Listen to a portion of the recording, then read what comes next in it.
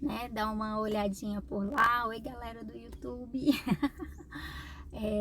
Às vezes, né? Lá também tem como a gente compartilhar essas mensagens. Se você ouvir algo e se lembrar de alguém, então, e essa pessoa às vezes não tem Instagram ou não, enfim, né? Não mexe, sei lá. Instagram hoje é difícil alguém não ter, né? Só acho que talvez gente mais velha ou até mesmo aqueles que ficam de jejum. Eu, antes de começar as lives, eu fiz 1 ano de jejum. 1 ano não, quase 1 ano de Instagram. E aí é isso. Então, às vezes as pessoas não veem Instagram para não se distraírem, mas ouvem YouTube para conseguir ali ainda estar alinhado, ouvindo a palavra de Deus. E é sempre uma ferramenta muito boa. Então é isso. Bom, vamos começar orando para a gente sem delongas já começar aqui. Amém, Jesus. Obrigada pelo dia de hoje. Obrigada, Pai, pela sua palavra que é viva e eficaz. Fala conosco nesta manhã, Senhor. Em nome de Jesus, te entregamos os nossos pensamentos, o nosso coração. Em nome de Jesus, nos conduz ao centro da tua boa, perfeita e agradável vontade. Nos faz entender, Deus, aquilo que o Senhor quer falar conosco nesse dia de hoje. Em nome de Jesus é o que oramos e te pedimos. Amém. Vamos lá? Então, capítulo 8 de 2 Reis vai dizer o seguinte: Eliseu tinha dito à mulher que morava em Sunem, a mãe do menino que ele tinha ressuscitado, que o Senhor Deus tinha avisado que ia haver uma grande falta de alimentos. Disse também que a fome ia durar 7 anos naquela terra, e por isso ela devia sair de lá com a sua família e ir morar em outro lugar. Ela havia seguido o conselho do profeta e tinha ido com a sua família morar na terra dos filisteus, onde ficou 7 anos. Quando passaram os 7 anos, ela voltou para Israel e foi falar com o rei a fim de pedir que devolvessem a sua casa e as suas terras. O rei estava falando com Geazi, o empregado de Eliseu, pois queria saber dos milagres que Eliseu havia feito. Geazi estava contando ao rei como Eliseu havia feito um morto viver de novo.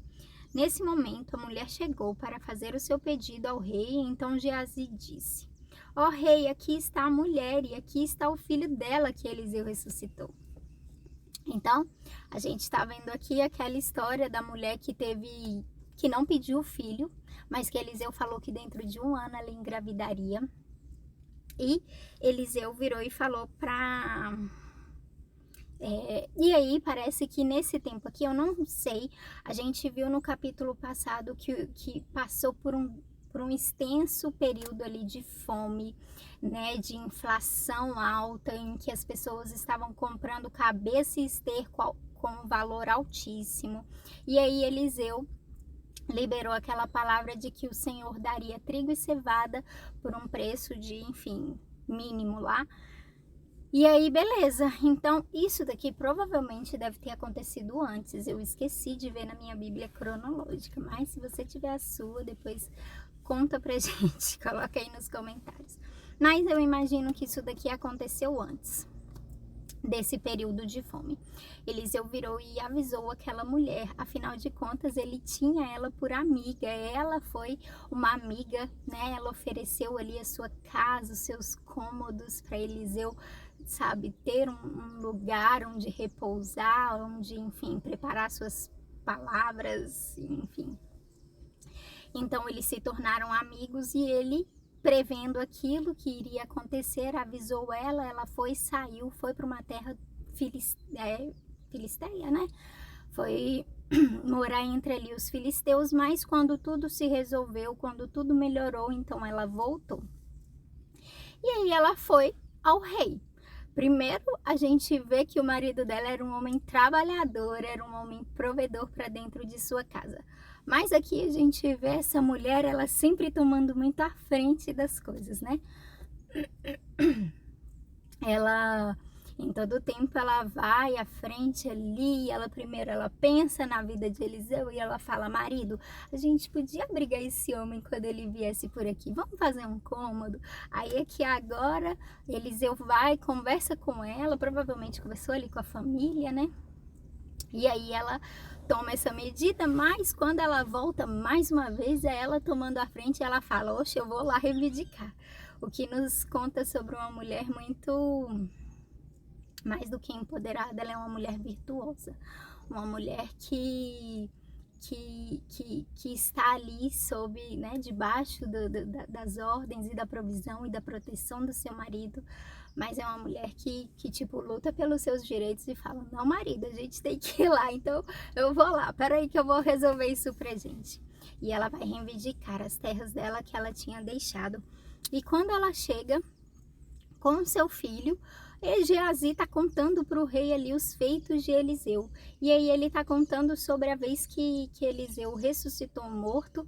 E aí, né? E aí bem na hora chega a mulher e o seu filho. E ele fala, esse aqui, testemunho vivo.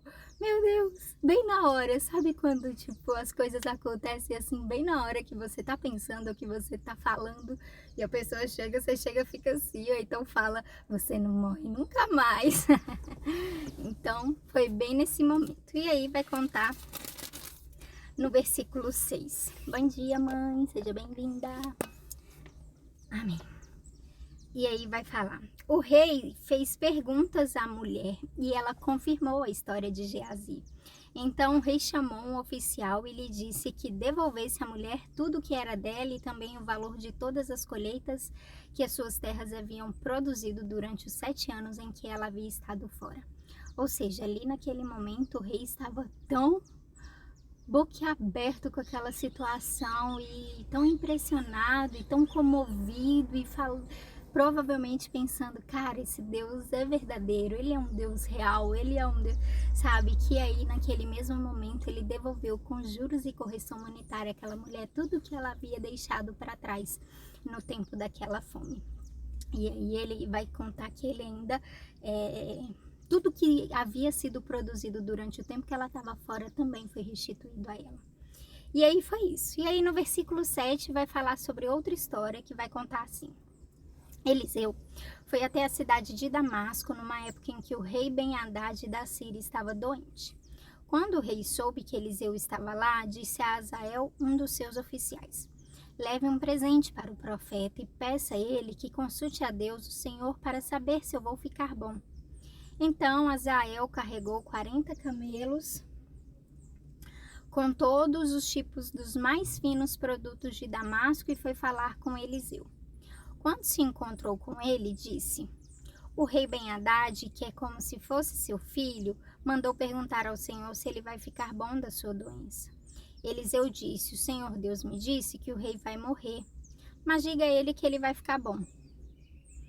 E ficou olhando firmemente para Azael durante tanto tempo que ele ficou sem jeito.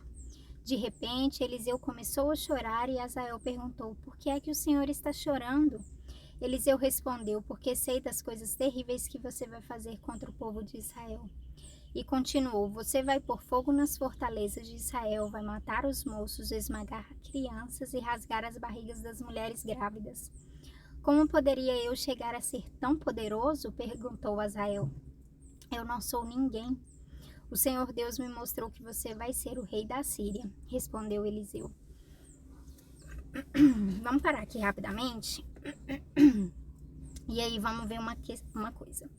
Então aqui vai dizer que Eliseu foi até a cidade de Damasco. Ela era ali, se eu não me engano, uma cidade comercial, um centro comercial da Síria, né? E o rei Ben-Hadad considerava muito o profeta Eliseu. Então assim que ele soube que aquele profeta havia chegado na cidade, ele pediu para Azael, seu oficial, juntar um monte de presente e levar, porque ele estava doente e ele queria saber se ia sair vivo daquela doença. Então, assim, Azael fez, juntou ali os mais finos produtos e levou até Eliseu. E aí, beleza. Aí ele perguntou e ele ainda fala assim, que é como seu filho, o rei Ben-Hadad, que é como se fosse seu filho, mandou perguntar ao Senhor se ele vai ficar bom da sua doença. E aí, beleza. E aí o Eliseu vira e responde, ele vai ficar bom, mas ele vai morrer. Tipo, duas coisas super contraditórias. Mas ali Eliseu ele estava vendo, já prevendo mais uma coisa da qual aconteceria. Lá ainda, quando Elias estava vivo, quando Elias estava naquela caverna, eu não lembro, eu não sei se você se lembra, mas o rei o levantou, o rei não, Deus o levantou e fala: você ainda tem muito trabalho a fazer. Você vai ungir Eliseu, você vai, tipo, não sei se ele fala sobre ungir, não dá tempo da gente procurar agora, mas assim, ele ainda prepararia outros reis para ficar no lugar. E Azael é entre um deles. E aí, beleza, e aí Eliseu olha e ele começa a chorar, ele fica olhando firmemente para aquele cara. E ele começa a chorar e Azael pergunta: o que foi que você tá chorando? Aí ele vira e ele fala: porque eu tô vendo que você vai se tornar rei. E você vai matar crianças, vai rasgar barriga de mulheres grávidas, você vai, enfim, vai causar um estrago em Israel. E aí, beleza. Aí vai contar que Azael saiu de lá meio sem entender. Eu acho que a gente ainda não chegou nessa. Ah, não. Ele vai e pergunta: como eu vou ser tão poderoso assim? Eu sou só um oficial, sabe? Nada demais acontece pra mim. Eu tô ali sempre ajudando o rei. Como assim? Ele não se imaginava naquela posição. E aí no versículo 14 vai dizer: Azael voltou até o lugar onde estava o rei Ben-Hadad e este lhe perguntou: o que foi que Eliseu disse? Ele disse que o Senhor vai ficar bom, com certeza, respondeu Azael. Mas no dia seguinte, Azael pegou um cobertor, molhou-o bem e com ele sufocou o rei. E Azael ficou no lugar de Ben-Hadad como rei da Síria. Então, aqui a gente vai ver que Azael, ele caminhou sobre uma palavra profética, né? Deus já tinha feito aquilo acontecer muito antes de Azael imaginar, de Eliseu saber, de Elias saber. Então aquilo já estava determinado e o Senhor revelou aquilo a Elias e agora a Eliseu. Então, Azael, de posse daquela informação, ele tratou de apressar, acelerar as coisas, como matando o rei. Então, bom, não foi uma coisa legal. Ele seria um rei ruim, principalmente para o reino de Israel, mas era uma coisa que o Senhor já tinha determinado fazer com o reino de Israel. E Azael, ele caminhou sobre palavras proféticas. Ele decidiu então, decidiu caminhar mesmo, decidiu conquistar aquilo do qual tinha sido liberado pelo profeta. E aí aqui a gente vê que foi uma situação ruim. Mas a minha pergunta para você hoje, sabe? Você recebeu alguma palavra e você tem caminhado sobre ela? Você tem acreditado a tal ponto de você tomar medidas e fazer com que sua vida siga o percurso daquilo? Se você recebeu uma palavra de Deus, se aquilo é para o bem, em nome de Jesus, não faça como Azael, mas se aquilo é para o bem, é bom, então eu te aconselho a seguir e a fazer, né? Não tudo, né? Não, vou dar um jeito aqui de qualquer jeito de cumprir isso. Não. O Senhor vai trazer, vai dar graça, vai trazer as coisas certas a seu favor. Mas faça a sua parte também. E aí, beleza, e aí vai contar no versículo 16, no 5º ano do reinado de Jeorão, filho de Acabe, como rei de Israel, Jeorão, filho de Josafá, se tornou rei de Judá. Quando isso aconteceu, Jeorão tinha 32 anos de idade. Ele governou 8 anos em Jerusalém. A mulher dele era filha do rei de Acabe, de Israel, e Jeorão seguiu os maus caminhos de Acabe e os outros reis de Israel, como a família de Acabe havia feito. Jeorão pecou contra Deus, o Senhor, mas o Senhor não quis destruir Judá, pois havia feito uma aliança com o seu servo Davi, prometendo que os seus descendentes sempre seriam reis. Durante o reinado de Jeorão, o país de Edom se revoltou contra Judá e se tornou independente. Por isso, Jeorão saiu com todos os seus carros de guerra e foi até Zair. Ali eles foram cercados pelos edomitas. Para escapar, Jeorão e os comandantes dos seus carros de guerra atacaram os edomitas durante a noite e os soldados de Jeorão fugiram para suas casas.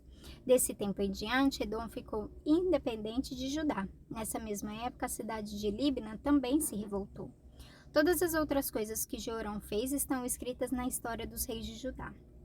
Jeorão morreu e foi sepultado nos túmulos dos reis, na cidade de Davi, e o seu filho Acasias ficou no lugar dele como rei. Então aqui a gente viu que Jeorão, ele era um rei de Judá, ele foi filho de Jeosafá, reinado de Jeorão de Judá, foi filho de Jeosafá, um rei que foi excepcional em Judá. Porém, por ele ter casado com a filha de Acabe, que era um rei de Israel, e era aquele homem terrível, ele começou a seguir as práticas daquilo que a sua mulher. A gente vê as mulheres aqui, gente, sempre muito empoderadas, ainda que elas não apareçam, sabe? O que elas fazem por trás, elas são muito importantes. Então, mulherada, sabe? Toma posse dessa palavra, sabe? Saiba se, como é que se diz? Fazer a diferença na nação, na sua casa, sabe? No seu trabalho, sabe? Ainda que você, não seja CEO, sabe? Seja aquela que tudo passa por você. Então, é isso. E aí vai finalizar no versículo 25 dizendo: no ano 12 do reinado de Jorão, filho de Acabe, como rei de Israel, Acasias, filho de Jeorão, se tornou rei de Judá. Quando isso aconteceu, Acasias tinha 22 anos de idade, ele governou um ano em Jerusalém, a mãe dele se chamava Atalia e era filha do rei Omri de Israel. Por ser aparentado com o rei Acabe pelo casamento, Acasias seguiu o exemplo da família de Acabe e pecou contra Deus, o Senhor. O rei Acasias se juntou com o rei Jorão de Israel a fim de guerrear contra o rei Azael da Síria.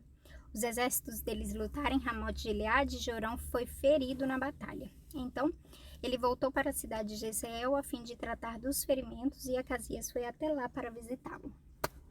É isso, gente. Passamos do nosso horário. Deus abençoe. Obrigada por estarem aqui. A Retro. Beijo.